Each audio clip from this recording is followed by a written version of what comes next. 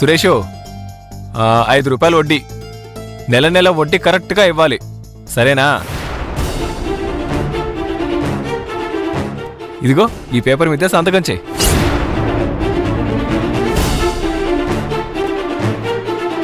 ఏంట్రా చూస్తున్నావు? సంతకం పెడితేనే డబ్బు ఇవ్వగలను. సురేష్, త్వరగా సంతకం చేయి. ఏంట్రా అలా చూస్తున్నావు? అన్నా, నేను నీ తమ్మునన్నా, నా మీద నమ్మకం లేదా? తమ్ముడు, ఇది వడ్డీ వ్యాపారం. డబ్బు దగ్గర అన్నదమ్ములు, అక్క చెల్లెళ్ళు, ఆత్మీయ బంధాలు ఉండవు. అన్నీ ఆర్థిక సంబంధాలే. ఏంటన్నా ఇలా మాట్లాడుతున్నావు?